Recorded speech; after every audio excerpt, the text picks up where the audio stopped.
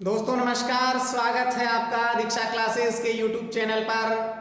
आज हम रीजनिंग का अगला भाग लेकर के आए हैं, अगला यूनिट लेकर के आए हैं पासे, जिसे हम डाइस भी कहते हैं। तो दोस्तों समझना है पासा होता क्या है, डाइस होता क्या है।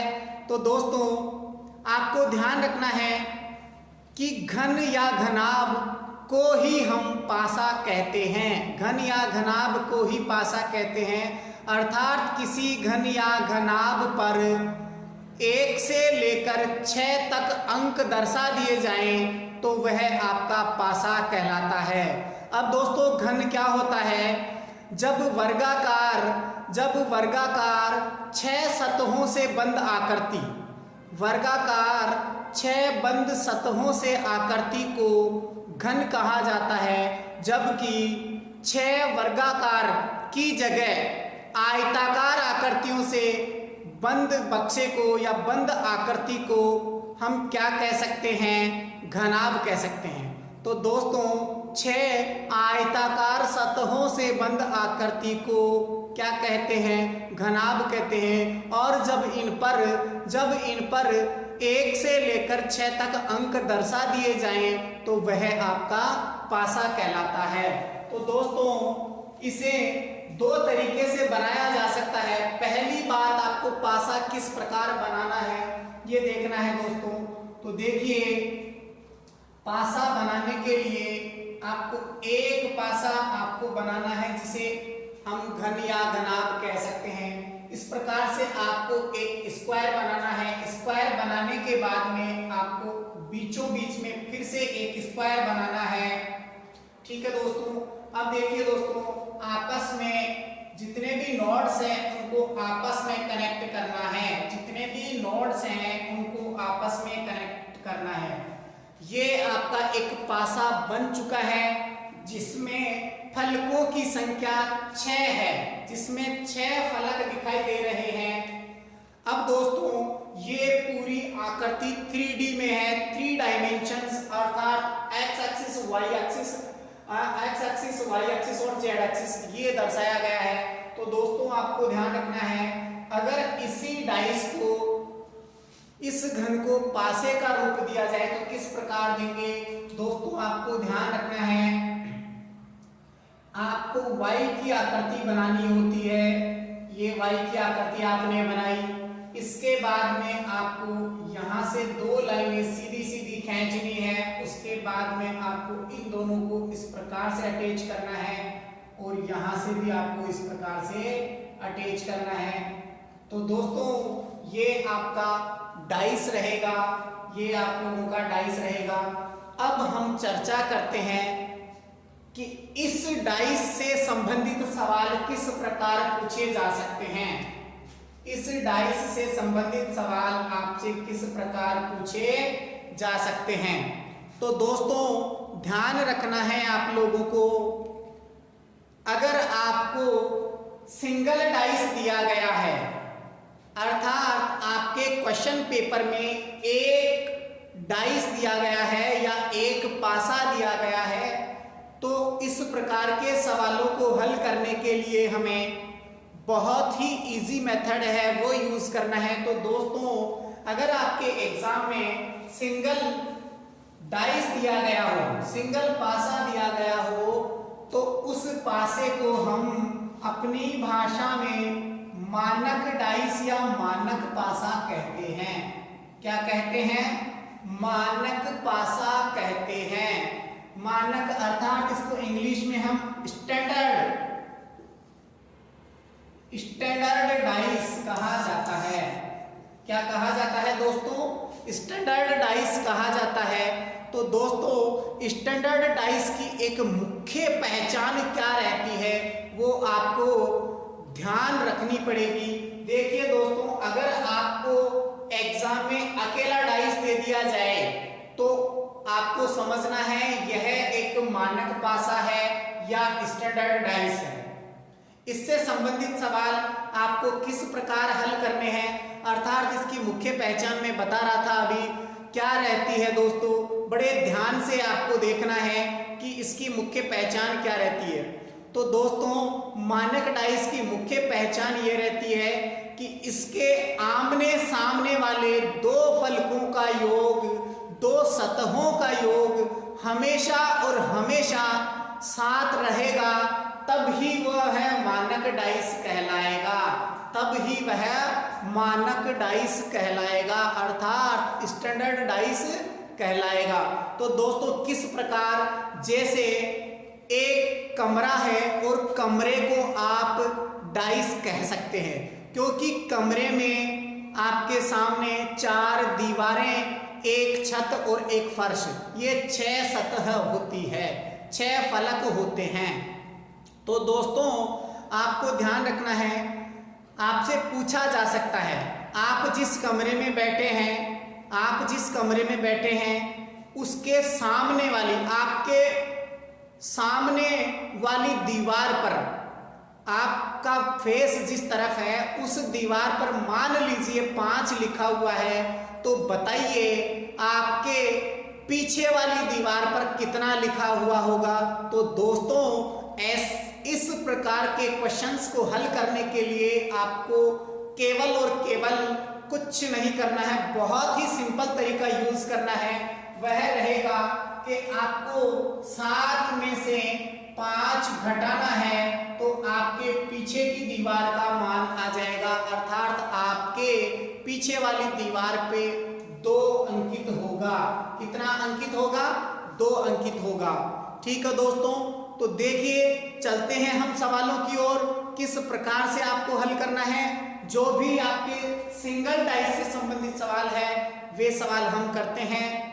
चलते हैं सवालों की ओर। तो दोस्तों पहला सवाल मैं आपको बताने जा रहा हूं। पहला सवाल आपका किस प्रकार हो सकता है, आपको एक पासा दिया जा सकता है इस प्रकार से, ये एक पासा दिया गया है और इस पासे में आपको यहां लिखा गया है 3, यहां लिखा गया है 5 और यहां लिखा गया है 1। ठीक है दोस्तों, अब आपसे पूछा जा सकता है, आपसे पूछा जा सकता है कि बताइए जिस फलक पर 1 लिखा हुआ है उसके सामने वाली दीवार पर, उसके सामने वाले फलक पर कितना अंक होगा या कितना अंक प्रदर्शित होगा। तो दोस्तों कुछ नहीं करना है, केवल और केवल आपको 7 में से 1 माइनस करोगे तो आपके पास आएगा 6, अर्थात आपका आंसर रहेगा 6, क्योंकि मानक डाइस की पहचान है कि आमने सामने वाले दोनों फलकों का योग, दोनों सतहों का योग 7 होता है, अर्थात 7 होता है। इसलिए दोस्तों अगर आप 1 ये और 6, इसके सामने 6 होंगे तब जाकर के 7 होगा, इसलिए हमें 7 में से 1 घटाएंगे तो हमारा जो बचा हुआ फलक है उसका मान आ जाएगा। इस सवाल में आपसे पूछा जा सकता है कि बताइए अगर मान लीजिए छत के ऊपर 3 लिखा हुआ है तो फर्श पर क्या लिखा हुआ हो सकता है, या फर्श का मान बताइए। तो दोस्तों जब छत पर 3 लिखा हुआ है, जब छत पर 3 लिखा हुआ है तो फर्श पर क्या होगा, आपको 7 में से 3 माइनस करना है। तो 7 में से जैसे ही 3 घटाते हैं तो फर्श का मान आपका आ जाएगा। फर्श पर कितना लिखा हुआ होगा, 4, फर्श पर लिखा हुआ होगा 4। तो दोस्तों इस प्रकार का कोई भी सवाल हो, जब आपके परीक्षा में, जब आपके एग्जाम में केवल आपसे एक घन देकर के पूछ लिया जाए, एक घन दे दिया जाए, तो उसे आपको जब वह एग्जाम में बोलेगा नहीं ये मानक डाइस है, फिर भी सिंगल डाइस देते ही आपको समझना है यह एक स्टैंडर्ड डाइस है, यह एक मानक घन है। तो दोस्तों इस प्रकार के सवालों को इसी प्रकार हल करना है। देखिए दोस्तों चलते हैं हम डाइस के अगले प्रकार की ओर, किस प्रकार से आपको एग्जाम में सवाल पूछा जा सकता है। अब आपको परीक्षा में 2 डाइस दिए हुए होंगे और फिर पूछा जाएगा बताइए अगर फर्श पर 5 लिखा हुआ है तो छत पर कितना लिखा हुआ होगा। इस प्रकार के सवाल देखिए, हम सवाल से पता करते हैं जब आपको दो घन दे रखे हो, जब दो घन दिए गए हों, जैसे ये दिया गया है और फिर से एक घन ये दिया गया है और इस पर कुछ अंकन किया गया है, जैसे 1 2 5 1 2 5 और यहां देखिए दोस्तों 3 4 5। ये आपके दो घन दिए गए हैं, दो घन आपको दे रखे हैं और अब आपसे पूछा जा सकता है, अब आपसे पूछा जा सकता है कि बताइए 5 के सामने वाले फलक पर कितना अंक प्रदर्शित होगा। तो दोस्तों ध्यान रखना है, जब आपको दो घन दे रखे हैं, दो डाइस दे रखे हैं, तो वे मानक डाइस नहीं कहलाते हैं। मानक डाइस केवल सिंगल कहलाता है। और इस प्रकार के सवालों को हल करने के लिए आपको ध्यान रखना है, जिस किसी सतह के फ्रंट वाला पूछा जाता है तो आपको करना क्या है दोस्तों, सबसे पहले दोनों फलक में से जो भी चीज कॉमन आ रही है, जो भी संख्या कॉमन आ रही है उसको लिखना है। तो दोस्तों देखिए, जैसे इस फलक में, इस घन में और इस घन में दोनों में एक संख्या कॉमन आ रही है 5 और ये 5, इसमें भी 5, इसमें भी 5। तो दोस्तों आपने यहां 5 लिखा और ये वाला 5 यहां लिखा। लिखने के बाद में अब आपको दोस्तों घड़ी की सुई की दिशा में चलना है, घड़ी की सुई की दिशा में चलना है। 5 के बाद में देखिए दोस्तों कितना आना चाहिए, 2 और 2 के बाद में आना चाहिए 1। तो यहां आप 2 और यहां लिखेंगे 1। देखिए दोस्तों यहां भी आपको वही सिचुएशन सॉल्व आउट करनी है। यहां आपका 4 और 4 के बाद में यहां रहेगा 3। तो दोस्तों 4 और यहां रहेगा 3। अब दोस्तों आपके सवाल में पूछा गया था 5 के सामने, 5 के सामने वाले फलक का मान बताइए। 5 के सामने वाले फलक का मान बताइए। तो दोस्तों ध्यान रखना है, 4 के या 2 के सामने वाला फलक 4 रहेगा, या 4 के सामने 2, या 2 के सामने 4, 1 के सामने 3, 3 के सामने 1। लेकिन दोस्तों यहां आपको पूछा गया है 5 के सामने वाले फलक का मान।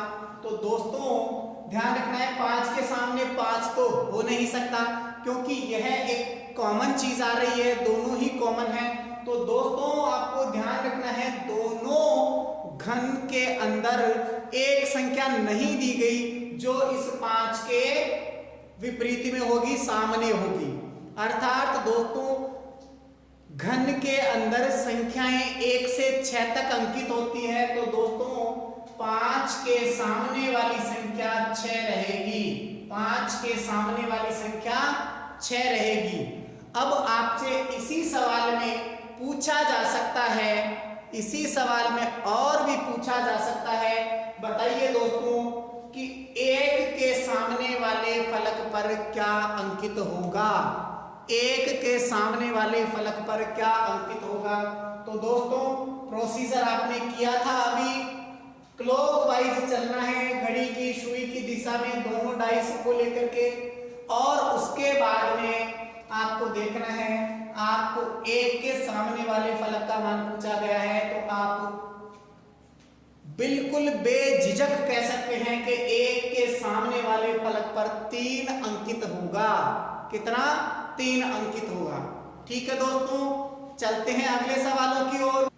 देखिए दोस्तों, दो घनों से संबंधित आगे सवाल किस प्रकार पूछे जा सकते हैं वे तरीके भी मैं आपको बताने जा रहा हूं। तो दोस्तों जब आपको ध्यान रखना है, जब दो घन दिए गए हों, तब आपको क्या करना है। एक तरीका हमने अभी पहले देखा था। अब ध्यान रखना है, एक मेथड था आपका, दो घन देने के बावजूद भी हमें एक चीज कॉमन देखी थी, एक अंक कॉमन देखा था। जब एक अंक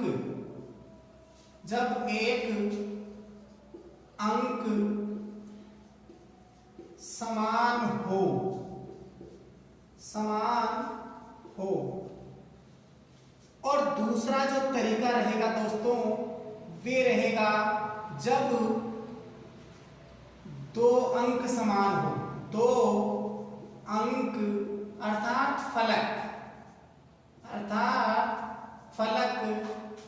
समान हो, तब क्या करना है आपको दोस्तों। इस प्रकार के सवालों को हल करने के लिए ये तरीका हमने अभी देखा था और अब हम ये तरीका देख रहे हैं। जब दो अंक समान दिए गए हो, एक अंक समान दिया होता है, तब एक अंक को कॉमन लेते हैं और घड़ी की सुई की दिशा की ओर चलते हुए सॉल्व करते हैं।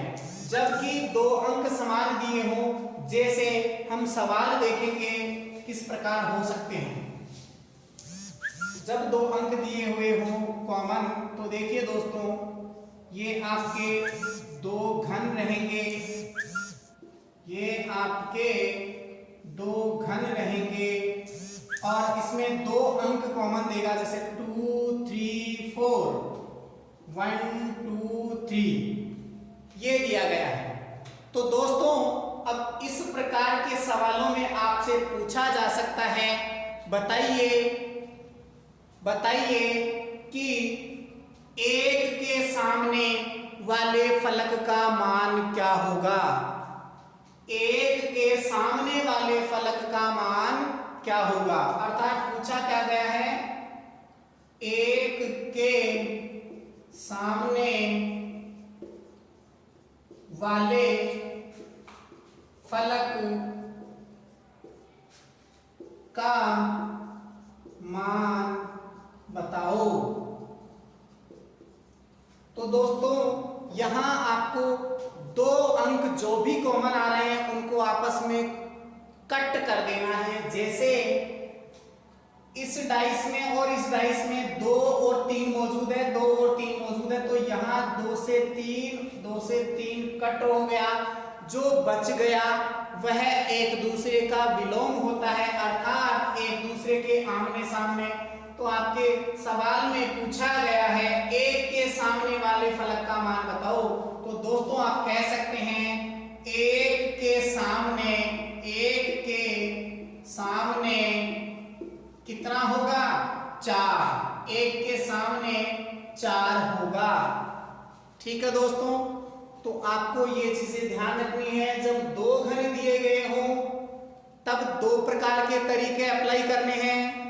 दो घन देकर के एक संख्या कॉमन दी जाए, तब आपको एक संख्या को कॉमन लेना है और घड़ी की सुई की दिशा की ओर चलते जाना है।